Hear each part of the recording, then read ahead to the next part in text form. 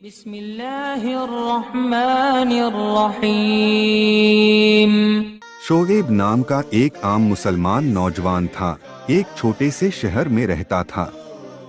उसके दादा ने एक मस्जिद के लिए जमीन वक्फ की थी और उस जमीन पर मस्जिद, मदरसा और एक छोटी सी लाइब्रेरी भी बन गई थी।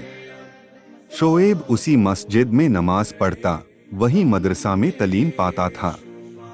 एक दिन टीवी पर शोएब ने अमित शाह का स्पीच सुना। वक्फ के पास 39 लाख एकड़ जमीन है। 21 लाख एकड़ 2013 के बाद मिली है। इस कानून का मकसद इन जायदादों का ऑडिट है। शोएब हैरान हो गया, क्योंकि इस मस्जिद की जमीन भी उन्हीं 21 लाख एकड़ में शामिल थी। और जब उसने पूरा वक्फ अमेंडमेंट बिल समझा तो उसके पैर टेल जमीन खिसक गई। इस कानून के मुताबिक अगर कोई शख्स सिर्फ ये कह दे कि ये जमीन पहले वक्फ नहीं थी या किसी और ट्रस्ट या मंदिर की थी, तो शोएब की मस्जिद टेम्पररीली बैंड हो सकती है, मदरसा सील हो सकता है, कब्रिस्तान तक भी डिस्प्यूट में आ सकता है।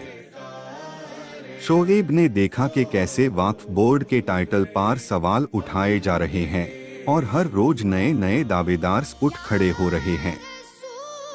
उसके शहर के इमाम साहब ने कहा, बेटा शोएब, अगर ये कानून लागू हो गया तो कल हम अपनी मस्जिद में अजान भी नहीं दे पाएंगे, क्योंकि कोई भी आकर कहता है ये लैंड तो हमारी है।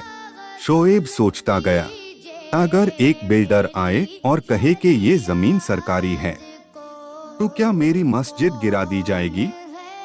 ये कानून का मतलब था आपकी मस्जिद, मदरसा, दरगाह सब मुतनाजा हो सकती है।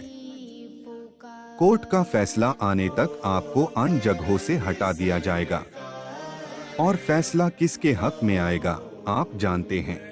सबसे दर्दनाक बात ये थी, अमित शाह ने पार्लियामेंट में चीखकर कहा कि मुसलमानों को कोई नुकसान नहीं होगा, लेकिन असल प्लान ये था कि 21 लाख एकड़ जमीन मुसलमानों से वापस ली जाए, जिसमें हजारों दीनी मरकज शामिल है। शोएब ने फाइनली कहा, ये सिर्फ एक कानून नहीं, ये हमारी पहचान और मिल्कियत का सवाल है। ये कानून का मतलब है कि आपकी मस्जिद या मदरसा सिर्फ एक आवाज पर बैंड हो सकती है, और इस आवाज के पीछे जो सिस्टम है उसका रुख आप जानते हैं। मस्जिद, मदरसा, कब्रिस्तान जो भी वक्फ के जरिए है, सब पर खतरा मंडरा रहा है।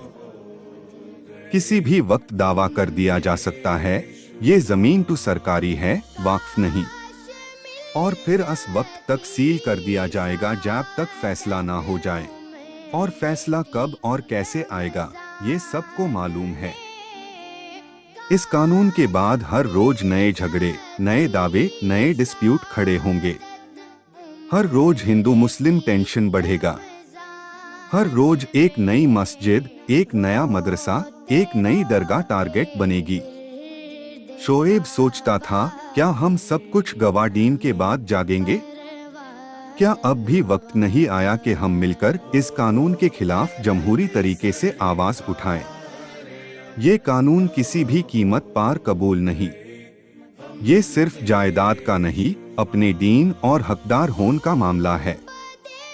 आखिर शोएब ने तय कर लिया, मैं चुप नहीं रहूंगा। मैं इस जुल्म के खिलाफ कलम उठाऊंगा।